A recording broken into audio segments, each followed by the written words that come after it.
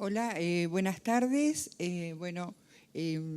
Un gusto, un honor estar con esta mesa y muchas gracias por permitirme participar. Bueno, el tema que yo tengo que hablar es complicaciones de obesidad, pero un tema particular que son las complicaciones neurológicas, que son las que a veces pueden presentarse, pero que no la vemos con tanta frecuencia y quizás también no la pensamos con tanta frecuencia. Bueno, con respecto a la obesidad en general, ustedes, ya todos sabemos que en las últimas décadas ha habido un crecimiento progresivo de la prevalencia de obesidad en la población infantil, con aumento de la gravedad de la obesidad. La obesidad severa impacta sobre órganos y sistemas con proyección a lo largo de la vida y compromete la calidad de vida de los individuos. Todas las complicaciones se relacionan en forma directa con a mayor gravedad de la obesidad, mayor gravedad de las complicaciones. Y ya como fuimos adelantando a lo largo del día y seguramente a lo largo de todas estas jornadas, tenemos que considerar ya el tejido adiposo desde hace bastante tiempo, lo conocemos como órgano endocrino, que produce múltiples factores endocrinológicos, factores inflamatorios, o sea, segregan sustancias que actúan en forma endocrina, en forma paracrina y en forma autocrina. Entre esos factores hay algunos que tienen importancia según los enfoques de cada una de las complicaciones que produce la obesidad. Estas complicaciones son las que ya conocemos, las complicaciones respiratorias, las complicaciones cardiovasculares, el síndrome metabólico, la diabetes 2, complicaciones psicológicas, ortopédicas, respiratorias, digestivas, en fin, como dije al principio, afecta a todos los órganos y sistemas y hoy nos vamos a dedicar a las complicaciones neurológicas que voy a tratar de actualizar los últimos aportes que nos da la literatura. El síndrome de pseudotumor cerebri o hipertensión endocraniana idiopática, como dice ahí, es una patología que todavía no está completamente conocida, pese a todos los avances, hasta desde el punto de vista no solamente de la neuroimagen, sino los avances en la biología molecular, y se caracteriza por el incremento de la presión endocraniana en ausencia de evidencias clínicas, bioquímicas o imágenes compatibles con patología endocraniana.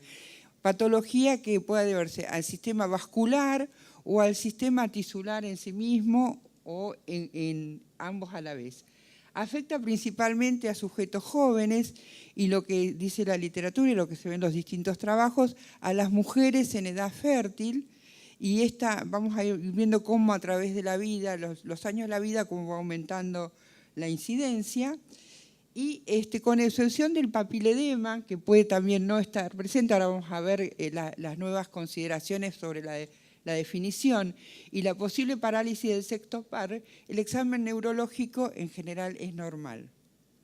Mientras le cuento que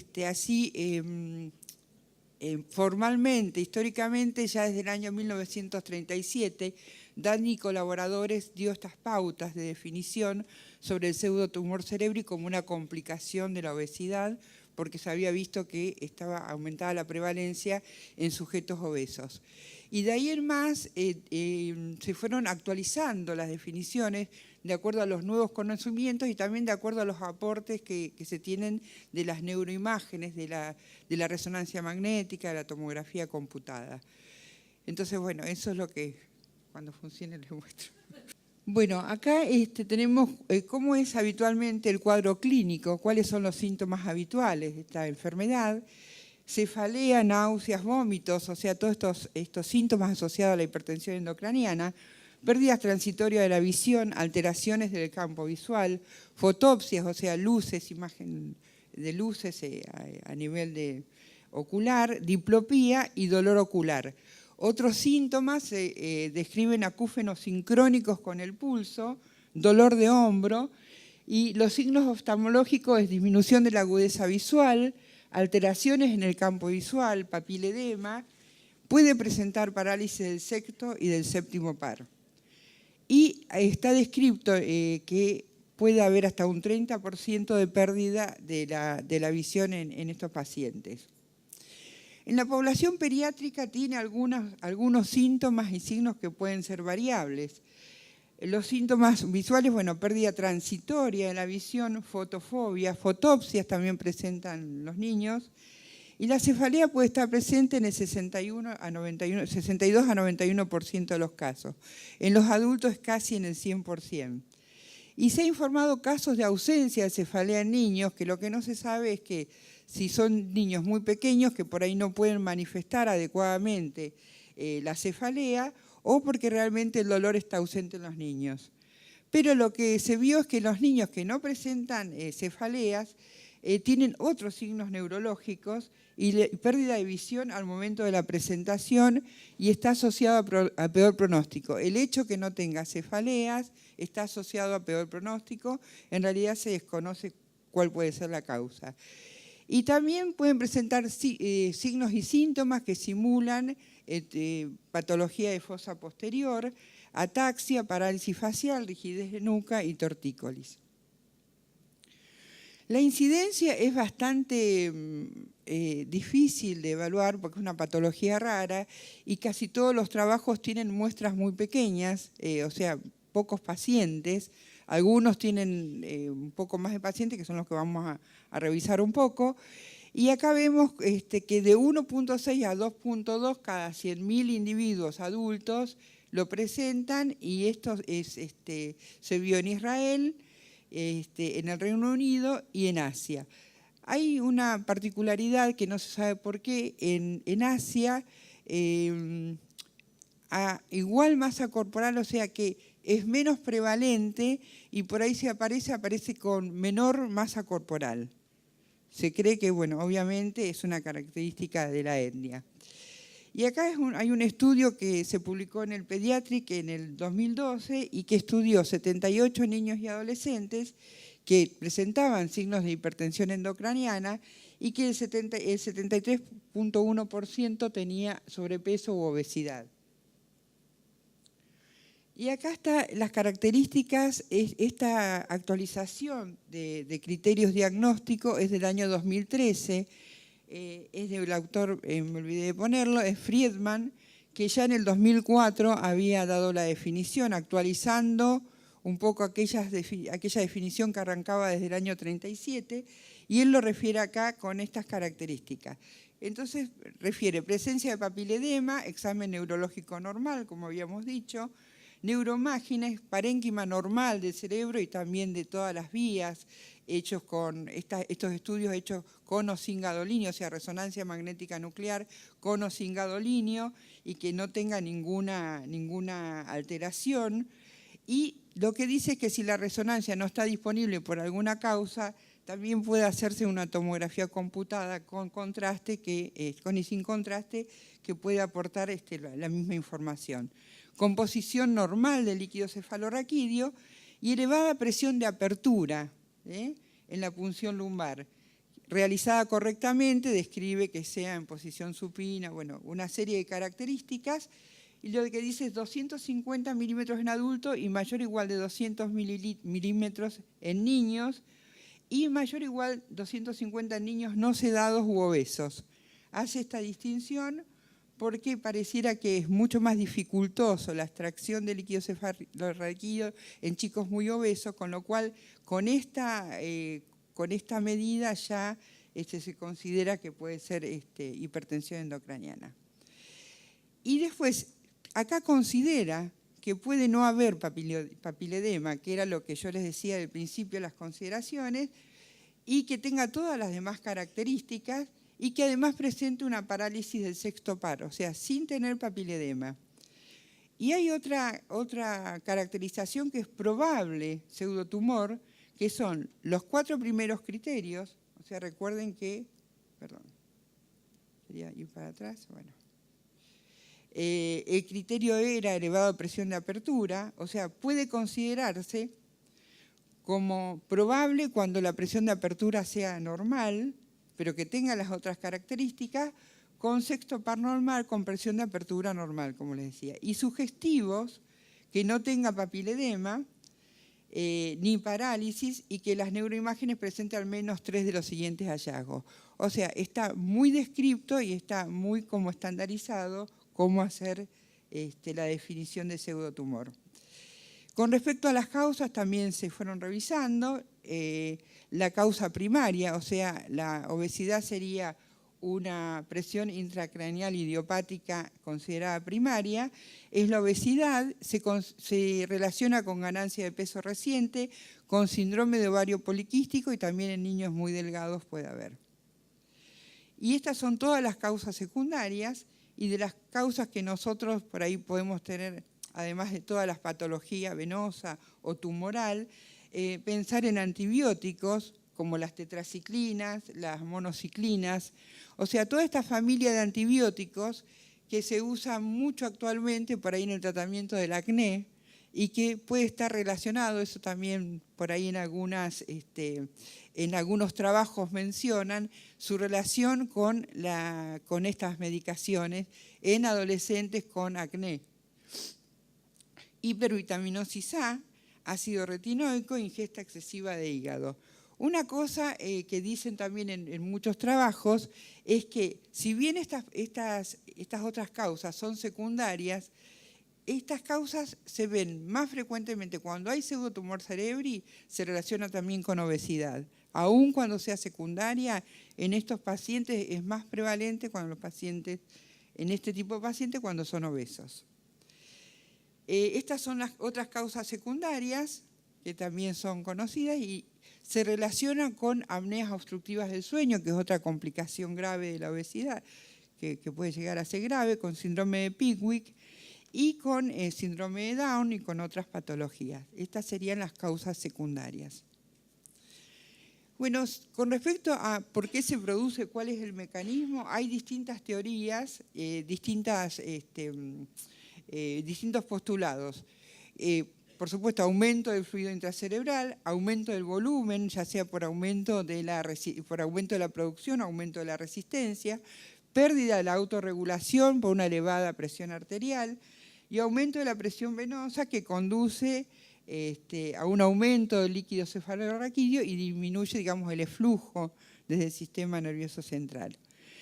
Pero hay una teoría que está cobrando mucho valor, que hay trabajos y que es muy interesante porque nuevamente nos lleva a pensar a la obesidad como órgano endocrino y que es el efecto neuroendocrino sobre receptores mineralocorticoides. Pareciera que en el plexo coroide las células son muy ricas en receptores de mineralocorticoides y que cuando estos receptores se estimulan, se activa una bomba de sodio-potasio que cambia la osmolaridad y que eso hace que se produzca un gradiente osmótico que estimula la producción de líquido cefalorraquídeo. Esto sería un mecanismo subyacente en la obesidad porque ya sabemos que el tejido adiposo produce sustancias que estimulan receptores mineralocorticoides. Con respecto a la parte mecánica, que sería la parte más sencilla y que en realidad desde el punto de vista mecánico cada vez se cree menos en esto, se lo relaciona con obesidad central, que aumenta la presión intraabdominal, presión intrapleural, presión atrial, presión endocraniana y que impide el retorno venoso, con lo cual aumenta la presión intracerebral. En contra de esto, hay trabajos que dicen cuando relacionan a mujeres obesas con mayor frecuencia de hipertensión, lo que dice que además dentro de esas mujeres son más prevalentes las que tienen una distribución gineoide, ¿no? De la obesidad, no la obesidad central. Entonces, esto iría en contra de este tema. Por eso esto, además, está en revisión y va tomando más cuerpo todo lo que sea neurotransmisores. También se relaciona con qué pasa con pérdida y ganancia de peso. Bueno, acá hay trabajos que dicen que se relaciona con alta ganancia de peso en los últimos 12 meses previos a la presentación de la hipertensión.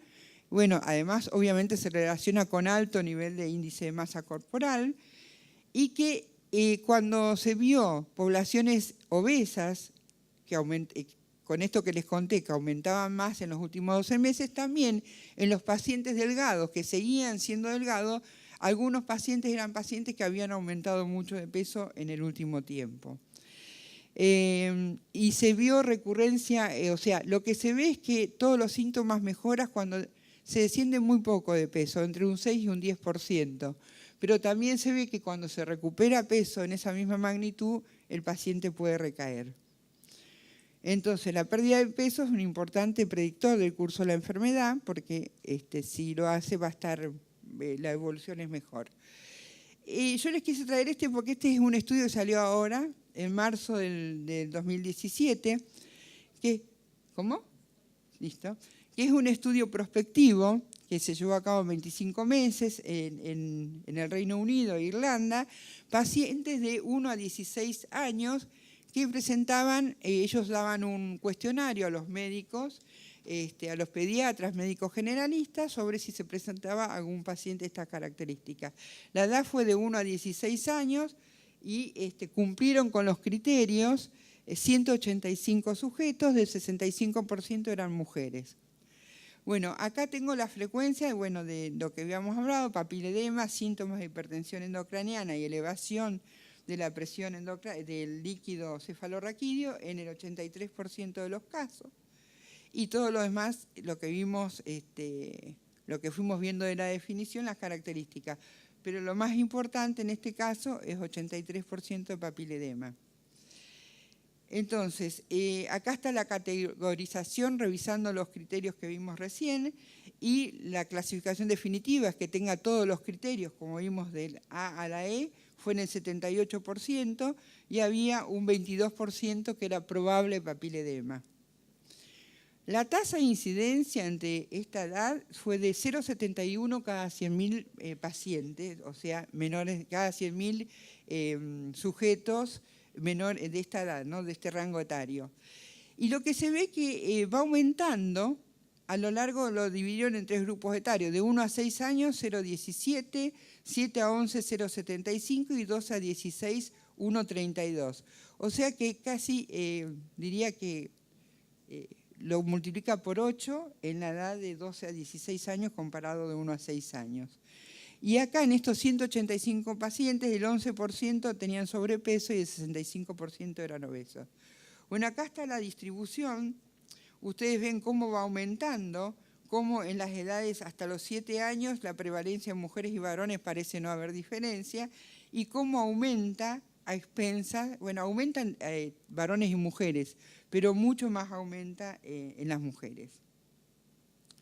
El tratamiento, bueno, es lo de la hipertensión endocraniana, acetazolamida, y también se vieron con espironolactona, relacionando con esto que vimos de los mineralocorticoides.